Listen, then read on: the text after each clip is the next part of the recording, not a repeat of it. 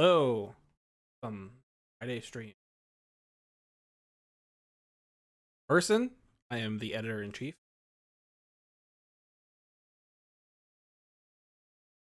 I'm so used to podcasting. I'll be right. You're muted. Am I muted? Yeah. Okay, I can hear you. I can hear you. Am I muted? We're playing Rez Infinite. We put this up for a vote for our $25 backers on whatchamacallit on Patreon, and we're gonna play some Rez Infinite. Have you ever played Rez? Nope. It's fucking great. Gotta play. So it is it is a rail shooter, but it is also a music synth experience, and the vibrations all about like what's a good. So you're just locking on and doing this. There's also like VR modes, which are great. I play when they put out Rez Infinite, which is like the modernification of the classic like Dreamcast and game.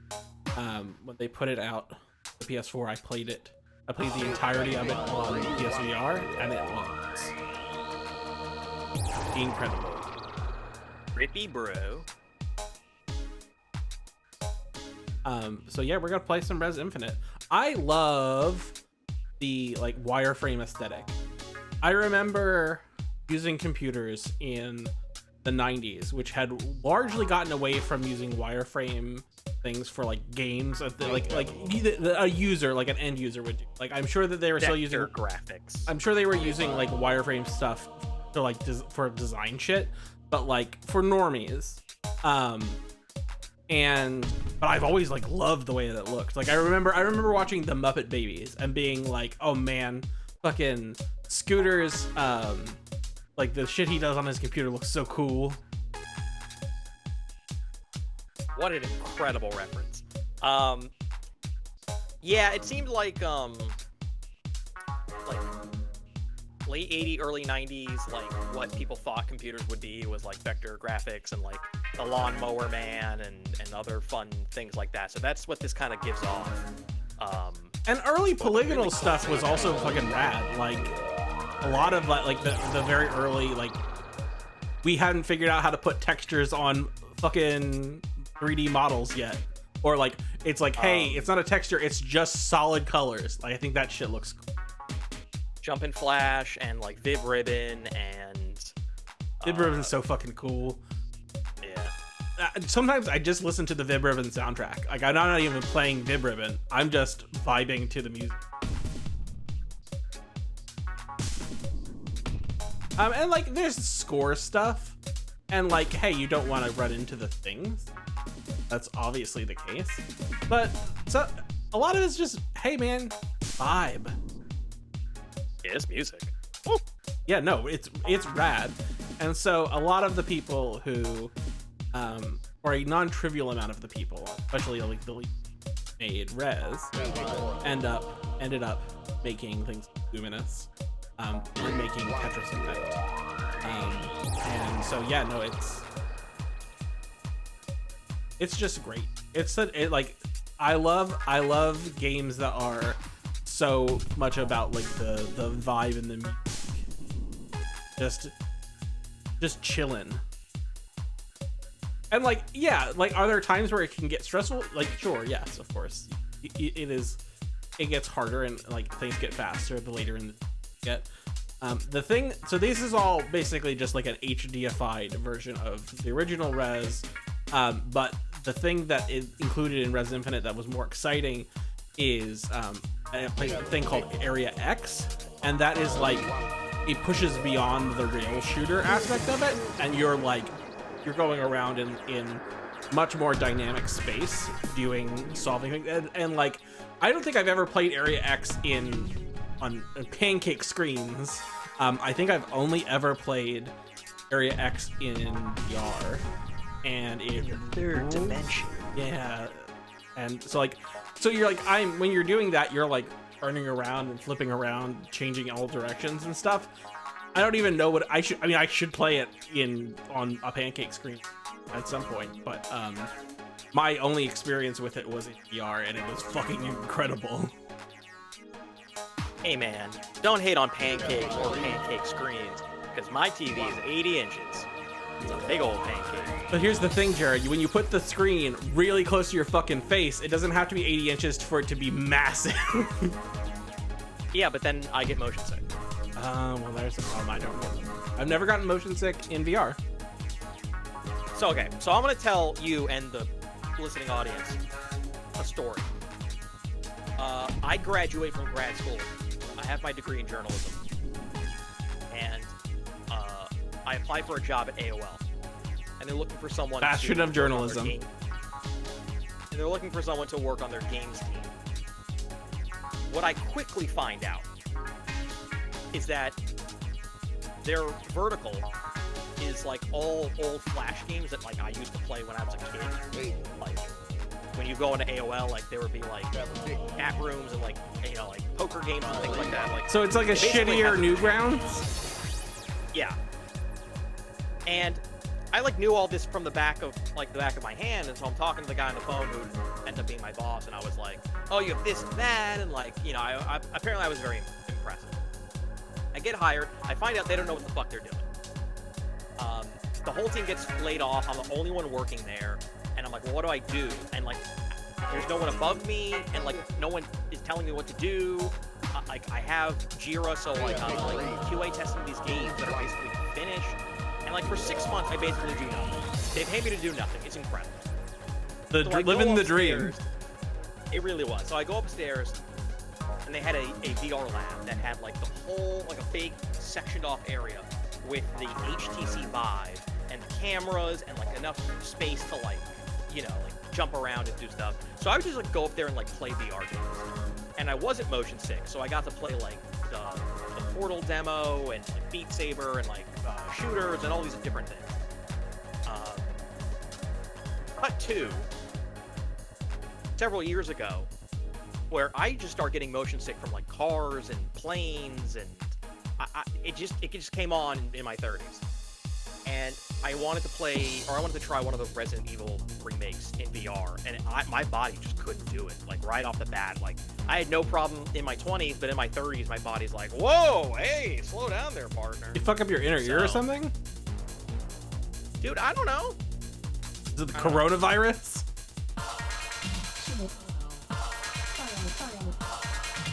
I only got coronavirus earlier this year. That was the first time. I got it, the original coronavirus before all the other shit, and I fucked up my taste and sense. And mind you, I was trying my very damnedest to not get the coronavirus. I was really, really hard, but my dad got it. He insisted on going to work, even though he could work from home. Art. The only reason I knew it was earlier this year is because I thought I was cold. I was sneezing. It was all like in my nose. And my fiance told me to take a COVID test, and it was positive. And then we were like, I thought it was just a cold. So like,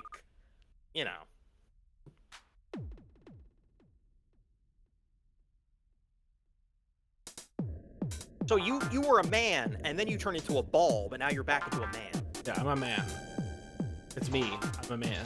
What happened to the ball? I evolved. There's like a thing that went around me that's like, you evolved.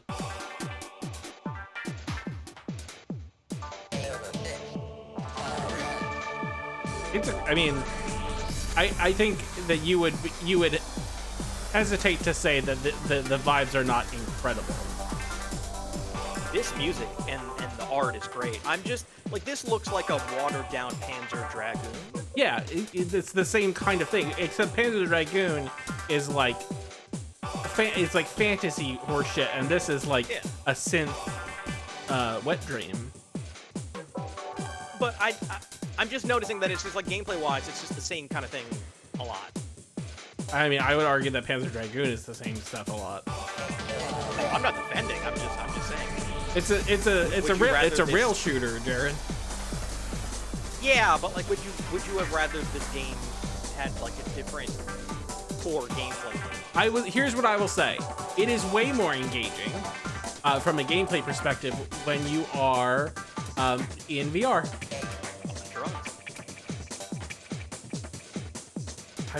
I've never played it on drugs, so I can't say, but I would imagine. Oh my god. Also, real quick sneak preview. I've already done the review of Ice Cream Sundae A&W. Is it good? You're gonna have to find out when you watch my review. I wish I could drink soda again. I miss soda so bad. I've had to cut down on it in my old age. I had to, because I stopped drinking soda because it's the carbonation that upset my stomach. So it's not, people are like, oh, but what about just like carbonating water? Like, no, the carbonation is the fucking problem. It's not, I'm not worried about like caramel coloring and aspartame. I'm fucking worried about the carbonation is the stuff that fucks up my shit. So, but I had to take pills, and I was out, and I only had my wife's flat store brand Dr. Pepper ripoff, and it was the best thing I've ever had in my fucking life. I'm like, this is incredible. I miss soda so bad. My whole life, basically, like, this was the only thing I drank.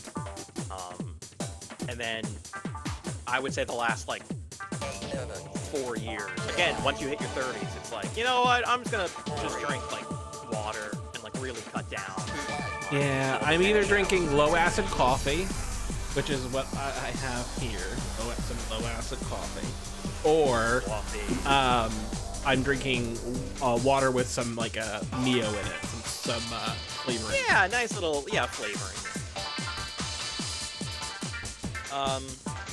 But yeah, so I'm working on some stuff for the website for next week when I'm in Disney. And one of them's going to be a 2 new soda reviews, so I'll pop those up and have that ready to go. That'll be more or less easy. You got to review the blue and green milks. So I did review the blue and green milks when I went to Disneyland 2 years ago. What about the Disney World blue and green milk? What if they're different, Jared? They're the same. No, they're the same. What about a Dole Whip? Can you review a Dole Whip? Possibly. I'll tell you what I'm not going to review is butterbeer. Oh, fuck those people. See, yeah, exactly. Butterbeer is fucking delicious. I mean, is it just a butter flavoring? Like a butter, like Yo. It is like a cream soda float vanilla caramel. It's incredible. Like, it's let me look up exactly what it is, but no, it is not butter flavor, because that would be weird. I'm not saying it's only butter flavor, and I'm like, you add in like something that evokes butter into your various. It is cream soda, caramel extract, butter extract, whipping cream, butterscotch topping, powdered sugar. I mean, I love a butterscotch. And I remember having this back in the day when we all were like reading the books and watching the movies and going to the Universal theme parks, not knowing anything about the author. Ignorance is bliss. Social media really broke people. Or did it reveal them for their true self? I mean, I think it's a little of column A and a little of column B. Like, it's both. Like, I think that they become radicalized because of social media, but also they're assholes and they're showing their ass on social media. They had the evilness within them. For sure. They just needed other people to permission.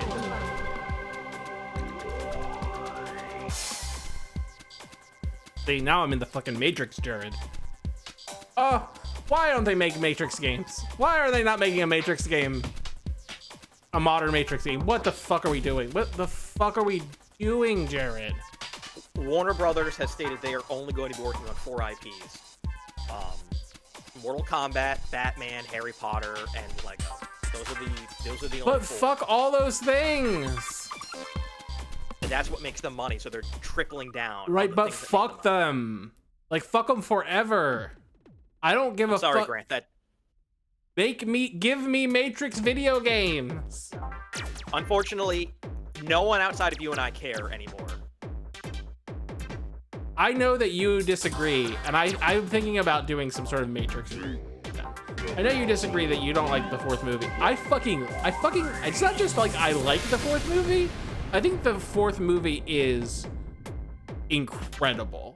Like, I think it is one of the most bold things that anybody could possibly do when tasked with. It's bold. I fucking love it, and like the amount that Lana Wachowski was like, check this out, fuck every incel, fuck them all forever, and also fuck Warner Brothers. You guys fucking suck so much ass. I love people. You guys are terrible. I love love, but fuck all of you people. Incredible. Incredible.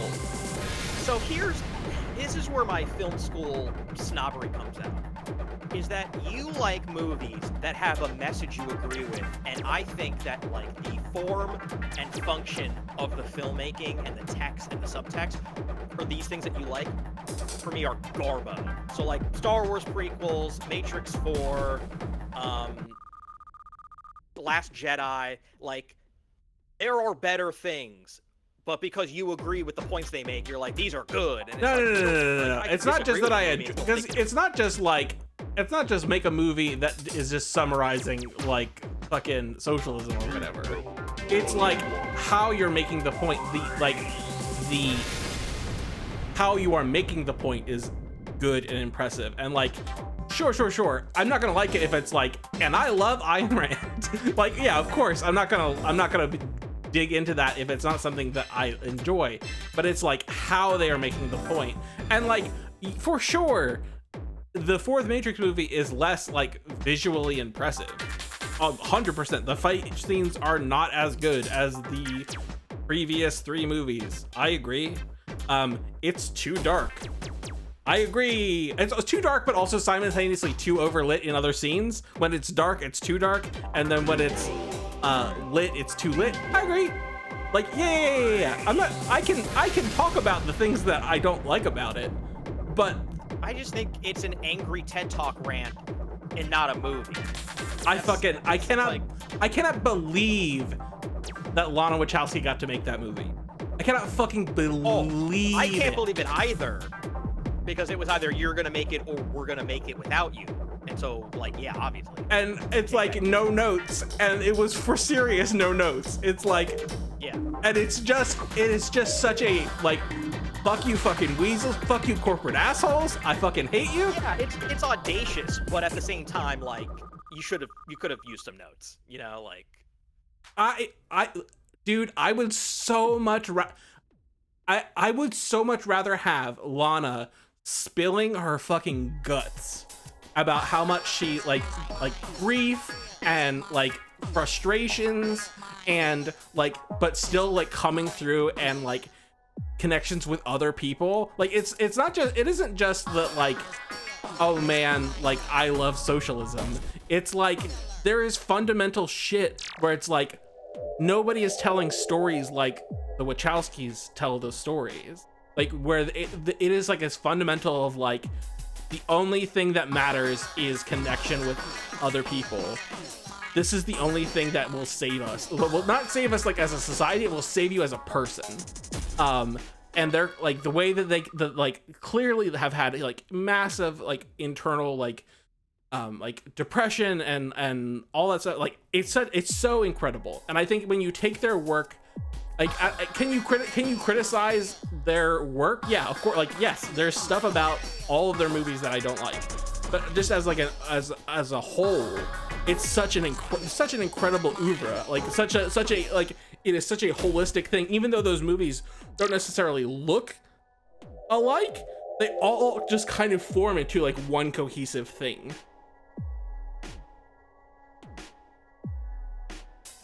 Made a bet.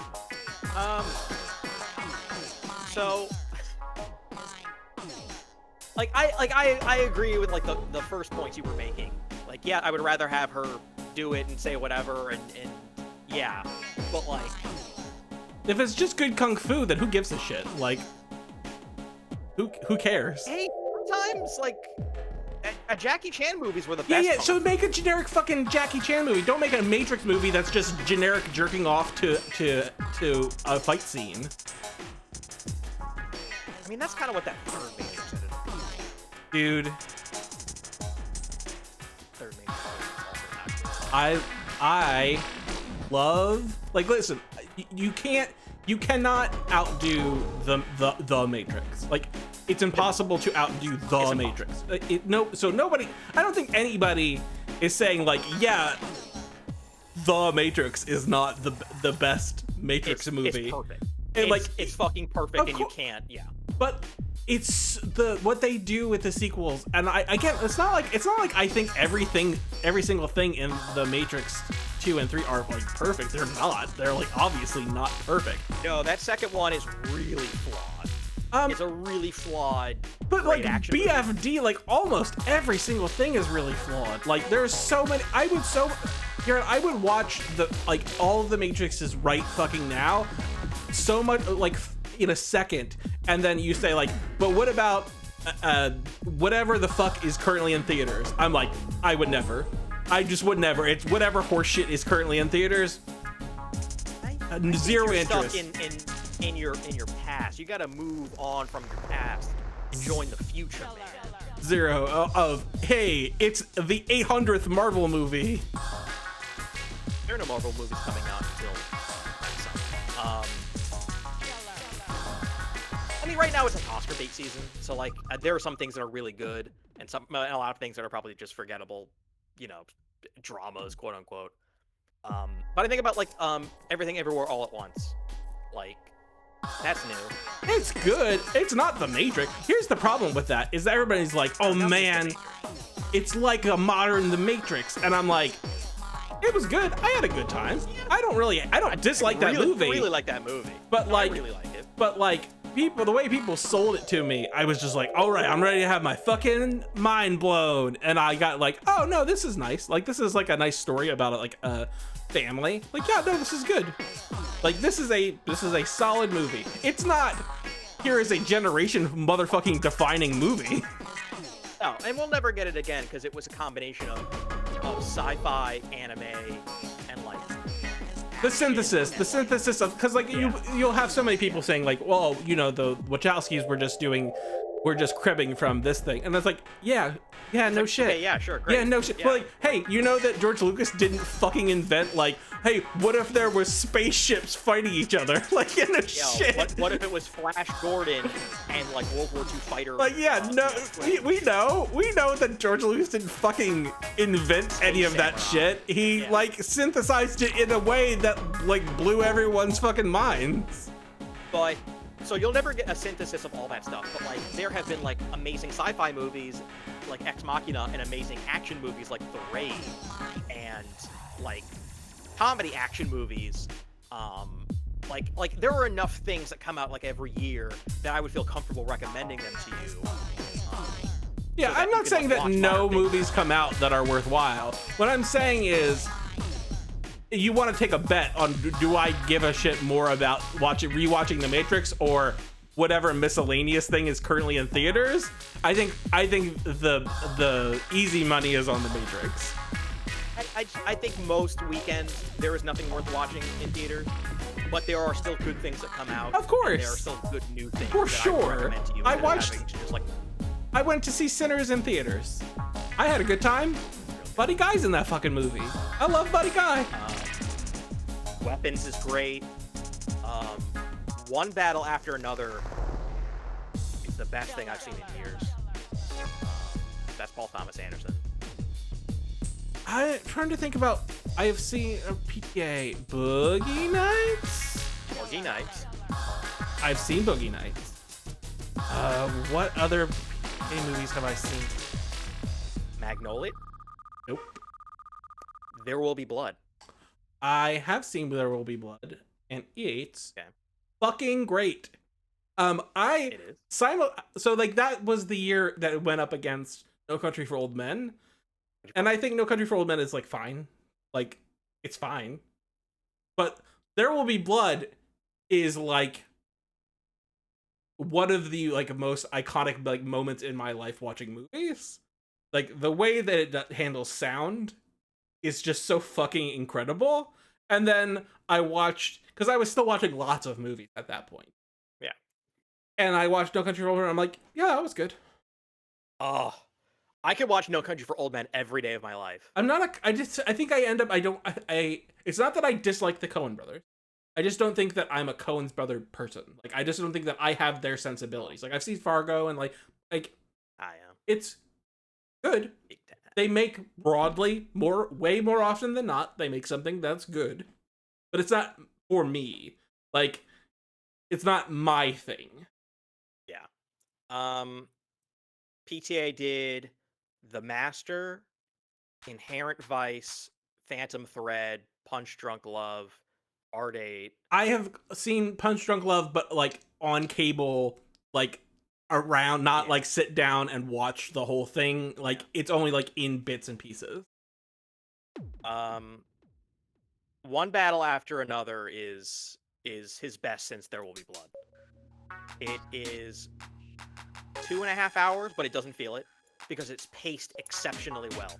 It just moves. It moves. It tells the story without like too much talking. Like it just goes, and it's about revolutionaries breaking Hispanic people out of cages along the border because our government loves putting people in cages for being aliens. And this revolutionary group's like, fuck that, human rights, dude. So they bust people out and like save them, and it just goes, and it's like it's got great action and great suspense, and it's really funny, and it's poignant, and it's like of this time and of this era, and it has an amazing villain performance by Sean Penn, who is like borderline unrecognizable. And it's an IMAX, so there's like really great sequences where there's like car chases and prescient, and it is quite the roller coaster ride. I would hope it's a big heavy Oscar contender because it's worth it. I wish that there was an IMAX theater closer to me, but it's kind of a trek to go to the nearest IMAX. Yeah. Like, it's kind of like a 45-minute to an hour, depending on traffic, thing for me to go to the IMAX. And I'm just like, and not only is that a long time, it's like city driving and stuff, and it's like, I don't know about doing that.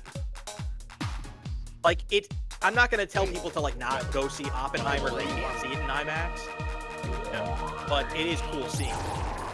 Yeah, no, for sure. Like having like a level of fidelity that you like literally cannot get anywhere else is cool. Like I certainly don't think that it's bad, but also I think also people are filmmakers are often a little too precious, where they're like, if you can't see my movie in a theater, don't bother seeing it at all. And it's like, like, I get that it's the optimal way. I don't disagree with you, but like sometimes you watch a movie in your house because it's comfortable and probably cheaper. So yeah, sometimes you just miss a movie and then months go by and you're like, oh yeah, 28 years later came out, and you watch it on your TV and you're like, and it's fine because also because we have like really fucking good TVs now. True.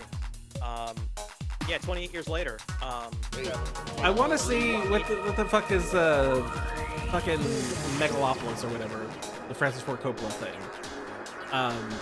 I want to see it. I didn't see it in theaters, and now he's made it like weirdly difficult to see. I'll tell you what, the clips that people toss around out of context are like he made The Room, so you can find those. Good. I don't want him to make a normal movie. What the fuck use is like, oh, Francis Ford Coppola made a normal movie. Who would give a shit? Him making his weirdo dream movie is what you want from him, right? Like, that's the whole fucking, why not that?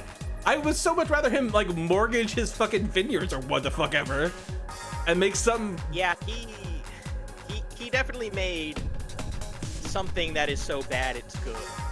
And you're like, just keep swinging with shots and dialogue and the way everything looks gold and like, why not? Yes, I would have big fuck off swings Like that is so much. That is so much more compelling to me than like a bland, competent thing. He definitely went over, but he definitely swung every second of every frame. Good for you. Oh, he's a billion years old. Let the man make his weird fucking like personal mega movie. But it's very funny to me that like Ridley Scott and Scorsese and Spielberg as they age are aging like wine, and then Francis Ford Coppola makes the most interesting spoiled milk creation of all time. But see, I'm not saying that Steven Spielberg is not capable of making good movies. He's made some of my favorite movies. I fucking love Jurassic Park. We all love Jurassic Park. I don't have anything particularly negative to say about his ability to make movies. He's good at making movies. But like I kind of don't give a shit about almost anything he's done since the 90s, I guess. Like it's fine. I want to watch The Fablemans. I have The Fablemans ripped onto my Plex server, but mostly because Minority Report. Yeah. I mean, it certainly is iconic. Minority Report? I've not seen it, but it is iconic. Grant, that's his The Matrix, his Minority Report. I had a real thing against Tom Cruise for it's Tom Cruise, right? Yes, it's Tom Cruise. I had a real thing about not liking Tom Cruise. Oh my god, dude, Minority Report. Oh. Talk about like sci-fi high concept action. But also like it's like here's the post. I'm just like you do that's you Steven Spielberg, but I do not give a fuck. Or Ready Player One. I will never see Ready Player One. Yeah, Who gives a shit? Was also not. Like I remember nerds freaking out when that book came out and being like, this sounds like it sucks. Yeah. All right. So his 90s were Hook, which a flaw. Like, listen, nobody is saying that movie, and obviously he has feelings about it, but I think it's fun and definitely iconic. It's definitely iconic. But it's fun. Jurassic Park, Schindler's List in the same year. Which is like, has anybody had a year that good ever? Soderbergh came close. He had Aaron Brockovich and Traffic in the same year, but otherwise. I mean, just like, holy shit, just like the most populist favorite movie, and then his like, let me tell you about the Holocaust movie, and it's just insane. If you had written it in a book, it would be like, what is this horseshit you're writing? This is stupid. Then he does The Lost World, Jurassic Park, which I've never seen. I've never seen any Jurassic. Jurassic Park is the movie I have seen most of any movie ever, and I have no sequels. I've seen 0 sequels, and I think everything that I have ever heard, it's like I am making the correct decision to never see any of those fucking sequels. Here is what I will say. None of them are good. Not a single one. But you would particularly find the second movie to be of that era of nostalgia where like weird decisions are made and you enjoy it. Like a little girl does gymnastics and kicks a raptor in the face, and like Jeff Goldblum and Julianne Moore are doing their thing, and like it's got good sequences, and like I feel like you would appreciate it. Like you is Laura Dern in the second one? Then fuck that movie. But I would not recommend any of them to you. But if you're interested in like, Phantom Menace, dinosaurs, like that's what Jurassic Park did. Yeah, I mean, if I was gonna watch any of them, it would be the other one that Spielberg did. But like the Trevorrow movies, like fucking not in my lifetime. I'm never ever going to see any of that shit. Then he does Amistad, whatever, which people and then he does hate, right? Saving Private Ryan. Iconic. And then he finishes Kubrick's AI, and then he does Minority. Which I watched at the time, and I was like, yeah, I like it. You would love Minority Report. You would fucking love Minority Report. I might actually have Minority Report ripped on my server. You would love it. You would love it. Then he does my favorite movie of the 2000s. From him, I'll say. From him is Catch Me If You Can. Okay. Catch Me If You Can is by far my favorite of his. Of that decade, not of all time. No, that's my favorite Spielberg of the 2000s. Okay. Is because it's like, you know, that man made Jaws, right? No.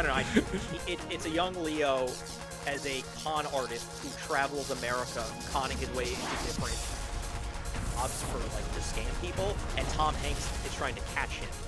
And it is like one really brilliant sequence after another, and it's like a lifetime of cat and mouse games. So that's great. And then he does The Terminal, which is bad. War of the Worlds, which is whatever. Munich is good. Tintin, Crystal Skull, Warhorse. Munich is his like weird. It's weird where it's like I have to talk about Israel, but also I'm kind of sidestepping Israel stuff, right? I mean, that's more about like that Olympic terrorist thing, and right? And, but like it's about the situation. Like it is like the specifics of that bombing, but like about the thing, right? It's Daniel Craig and Eric Bana doing like spy stuff, and it's very like back and forth, and then it's like, should we stop doing this back and forth of like, we bomb you, you bomb us, we bomb you, you know, like it kind of like comes to the conclusion it's like maybe this is not good for either of us. Yeah, weird. Bridge of Spies and Lincoln are good, and a lot of his other stuff is whatever. But he's doing an Alien movie next year. What do you mean an Alien movie? Like not Alien the franchise, right? No. He's doing an untitled Alien project. Untitled. It's coming out next year. From space movie. And this is his first time going back to Aliens since, I guess, the end of AI. Yeah. But also, have you seen E.T.? Because E.T. is pretty fucking good.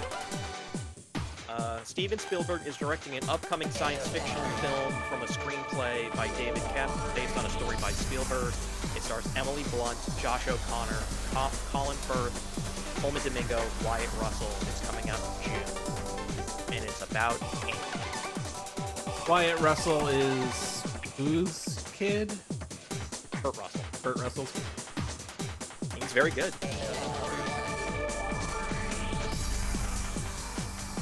So I would highly recommend watching Miami. Yeah. What's the other big Edge of Tomorrow? I'm not saying Spielberg, but the other like Tom Cruise thing. Oh my God, Edge of Tomorrow is also really good. That's a fun ass movie. I feel like I just like there was a lot like I'm just like motherfuck Tom Cruise is that I feel like is what guided a lot of my dislike or unwillingness to see a lot of movies. I mean, most of those Mission Impossible movies are fantastic.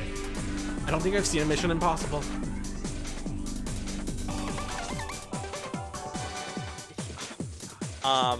This is like masks, right? And he's also like a crazy person who's like, I have to be on the outside of a plane while it's flying, but it has to be real. Well, the first one is a De Palma paranoid thriller spy thing with a lot of double crossing. That movie is very tense. It's very good, very twisted. The second movie is John Woo. Yeah, Woo movie. It's not. I remember the soundtrack being very iconic. That's true. The third one is maybe the best thing J.J. Abrams has ever done because he didn't write it. The low bar. It's Philip Seymour Hoffman as the best villain that franchise has ever had. And that movie's dark. And then the fourth one is Brad Bird from Iron Giant and The Incredibles. I know who Brad Bird is. I'm for the listeners. And that movie's really fun. That movie's really fun and inventive and sexy. And then the fifth one is when McQuarrie came on board. And that was like 4 fucking movies or something, right? Yeah, and then he just did the next 4. Which are like, and then people don't like the last one. Yeah, the last one is like a send off, and it's very long and bloated. I would say a majority of those movies are just straight up better than like most Bond movies.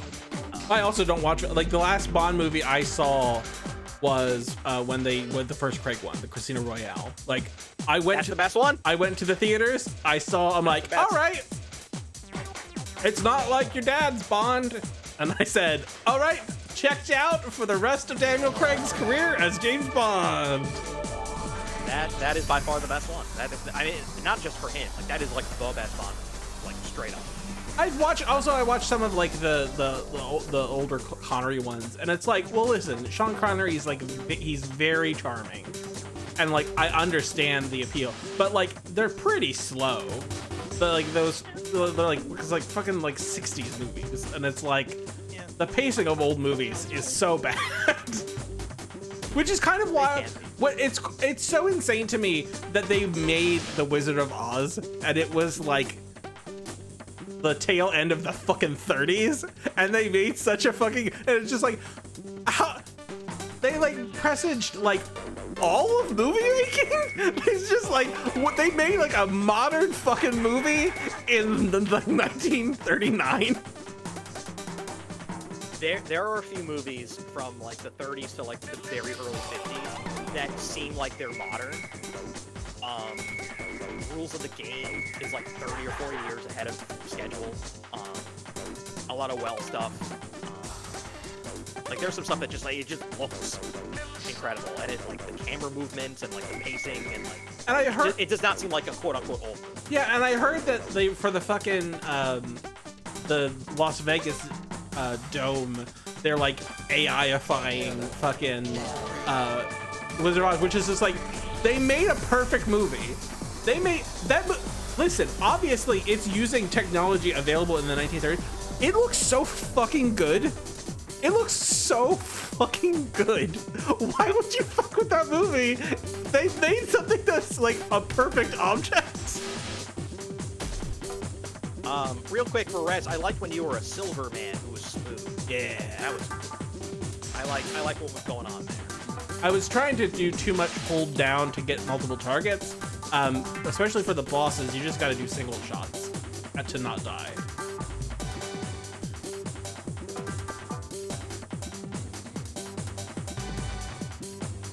But see, I'm just having a great time.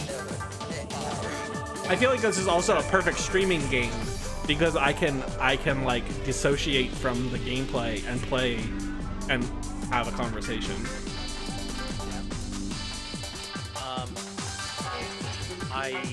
I'm gonna just be playing a lot of Switch on my trip. So that's just more of the same, like Katie's doing stuff, Mario Galaxy. But Flippo.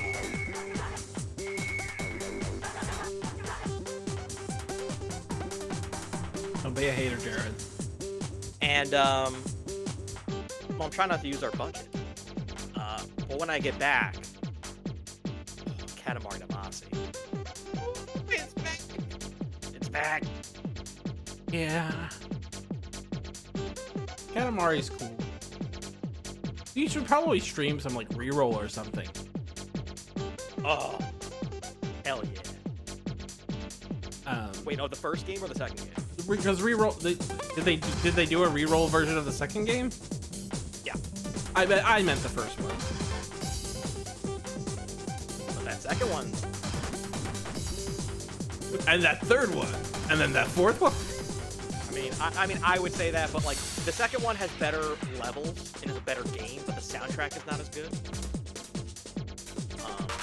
And then all subsequent games still have good soundtracks, and they're still like the art style will like drastically change, but like those first two are still like those are the best. But this new one, it seems like it could be. You know what I desperately want Nintendo to do? To bring back Donkey Konga. Yeah, good luck. It was so good. Was it? It was. I had such a good time with Donkey Konga. What weird taste you have. Like, after a while, like, you know. Are you just not as into rhythm games? No, I'm just...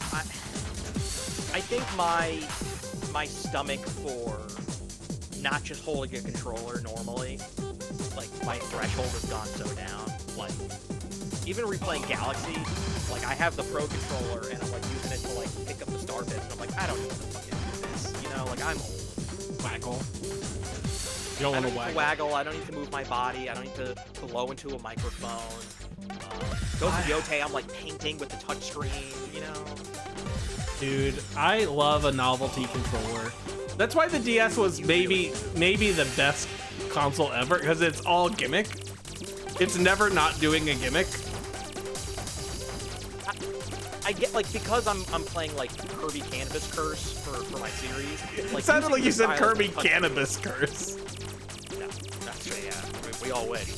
Like, using a stylus on a touchscreen to me is like not the same. Oh, that Kirby DS game was so fucking good. It is really good. I'm playing it. So like, I don't count using a touchscreen, but if you want me to turn the thing sideways and use the touchscreen and then go back to like the D-pad, and then the DS Zeldas where it makes you kiss the map. You gotta put the screens together to mark out. He's still my heart. And see, this is why I am like the biggest Kojima fucking person, because he's also like, what's some wacky bullshit I can do? Make you look at the back of your jewel case. I was like, yes, Hideo Kojima, that's what I want from you. See, his weird decisions with gameplay are so engrossing. Like, they're so interesting because like they're also really smooth to play and they're fun. So like when he adds those wrinkles, it like works. Whereas if like the entire game was just nothing but like smooth wrinkles, it'd be like, okay, but like is moving him around and like he's got the basics down pat. I have to assume. Go ahead. I didn't want to. No, I'm just saying he's really good. Yeah. How much do you know about the Psycho Mantis? I assume you were spoiled, right? Too much. Okay. It's so fucking good. It's so fucking good. It's what it is legit. Like it is trite because it is so common, but it is legitimately one of the best boss fights that has ever been designed ever. Not since Eternal Darkness, where like every TV had the same like green volume on the side. So like when they would do shit like that, like everyone had the same experience. You can't pull that off. And like listen, like I mean it's really good. I liked a lot of Eternal Darkness. I like that it is like you're telling stories over like centuries. You're changing characters. There's so much to like about it, but oh man, is like the casting stuff fucking insufferable. Like there's a lot about that game that does not hold up, but it was so cool in the moment. That's what I mean. So like with that, it's like turning off the TV or like deleting your save and like stuff like that, like your insanity meter is unbelievable. But if the core structure of that game is not sound, then all that other stuff is interesting, but like it doesn't work. And with Kojima, if it was just a basic ass like stealth game or shooting game or whatever, like it would still be really, really good. But he elevates it in a way that like Splinter Cell, I love Splinter Cell, and that just does the basic bare bones better than anyone. But like Metal Gear Solid 5 took that and like just brought it up to another level. Oh, for sure. Like it's a great game. I love those games, but it does so much of what makes Metal Gear unique. It just drops entirely.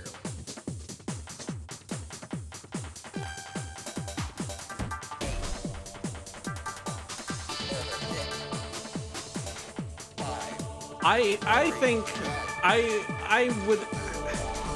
It's tough. I think Metal Gear Solid 1 is my favorite of the Metal Gear, and it has some of like the worst stuff, like some of like the stuff that like doesn't hold up culturally. It has some of the stuff that is like kind of frustrating to play with because like things are not advanced enough, like the controls and stuff. But man, what a fucking game Metal Gear Solid 1 is.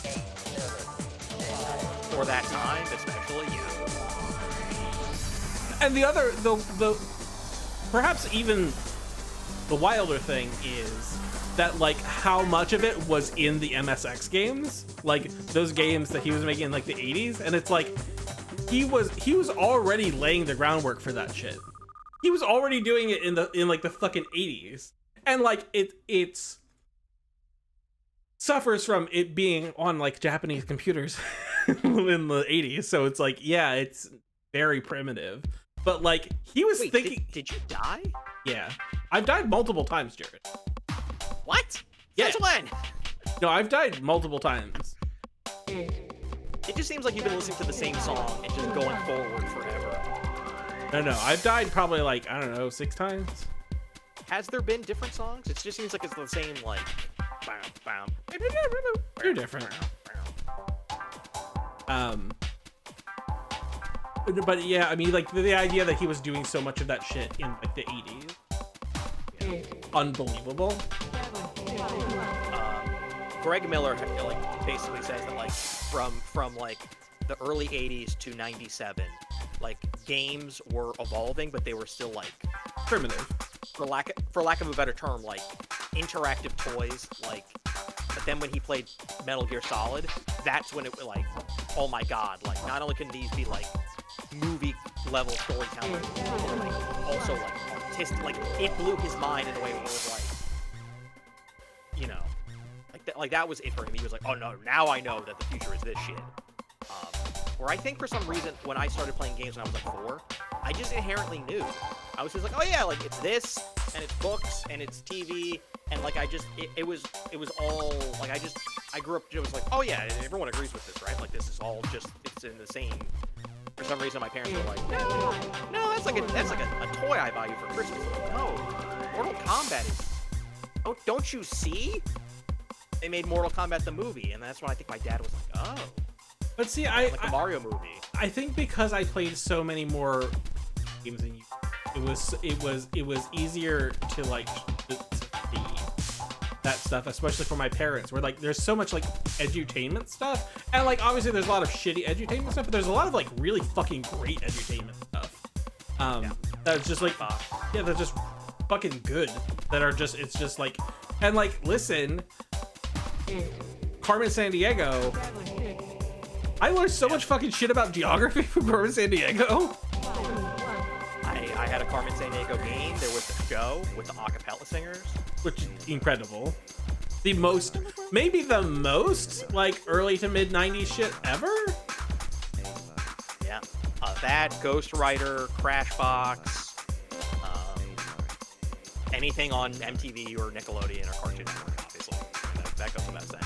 Yeah, I was telling my wife, I think it would be embarrassing to me to admit how much money I would pay for access to just, so if somebody had just recorded everything like days on end of this is, I'm just recording Nickelodeon, all the commercials, all of the things, and it's just, you can just stream it. Like I would pay an embarrassing amount for that. Yeah. If I had the time, I would just sit and watch like old TV channels and old commercials and just pretend I'm back in the 90s. That's the goal, man. And like sometimes I'll watch like the interstitial collections on YouTube and just be like, here's the shit that they were playing in between shows. Yes. Hey, here's Toby Huss pretending to be Frank Sinatra in between like MTV stuff. Just like injected into my veins. The best. But yeah, Rez is cool. Yeah, no, it's super cool. Actually, you know what? I'm gonna stop in the last few minutes. Let's try to.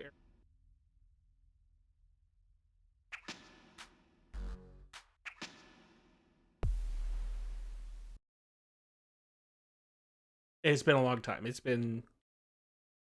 Fuck. Has it been like the better part of a decade I played?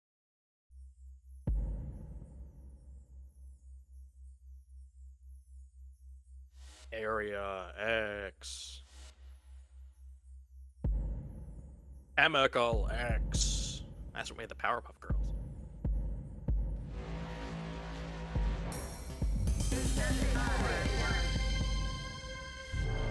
Whoa. Suddenly the graphics got way better. Yeah, this is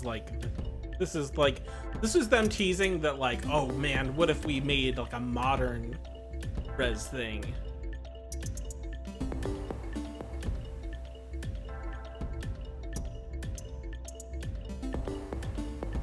And you can see how much like the like art design is so reminiscent of like a Tetris effect and like the luminous arise and that stuff, like the particle effects and all.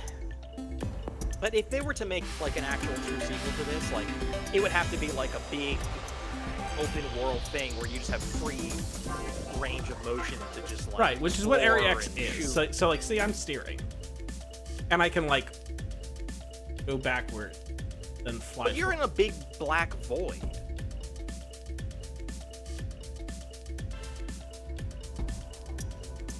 And see, but if you're Like, what aiming, if you were actually in a place.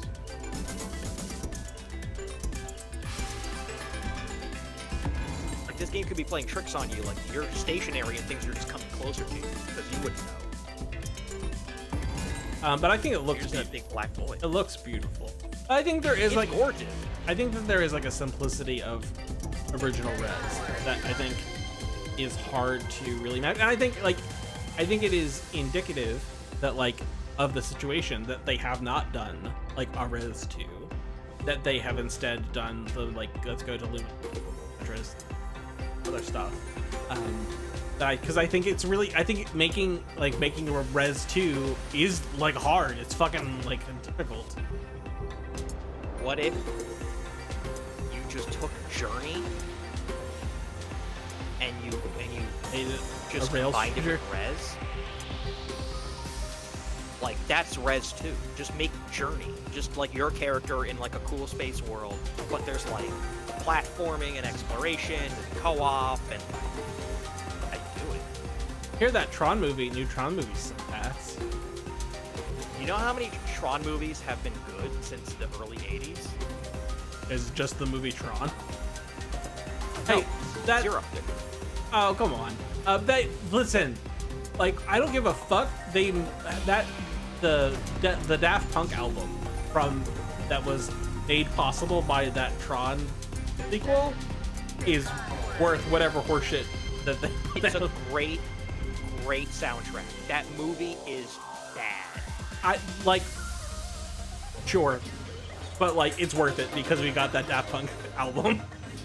I guess so, but like, don't tell me that movie is not boring. Oh, and rote. I don't give a fuck about that movie. I give a fuck about Daft Punk.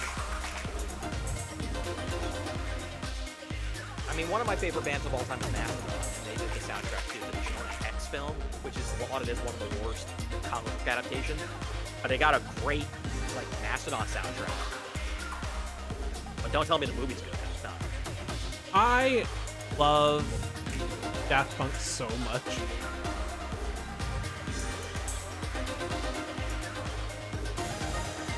And it's what it, Nothing like it. Like you don't have more Daft Punk imitators. That's the problem. yeah, I mean, whatever. You definitely have dance and like synth stuff, but like the way they were doing it is just so good. And it's like when they finish it, and you're like, they're like, okay, we're done with the Daft Punk thing. It's like, oh, like, yeah, like, would I have liked more Daft Punk music? Sure, yeah, of course. Like, if they woke up tomorrow and said, actually, we made a new Daft Punk album, like, yeah, I would listen to it for sure. But, like, it's hard to argue with it. Like, they made so much fucking good music that you're like, okay, they want to go do something else. Like, all right, you're allowed. I'm not going to be heartbroken over this.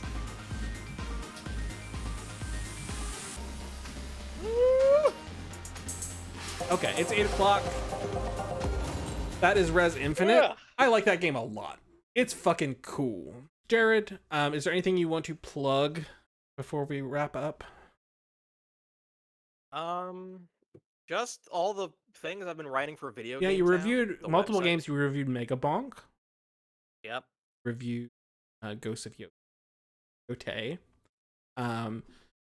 You wrote, what was the other thing?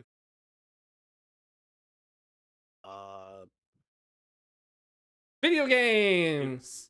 Once I write and submit something, it is like out of my head. I like get it out onto the page and then it goes away. You're out. You're headed to Florida, so you will not Orlando. be on next week.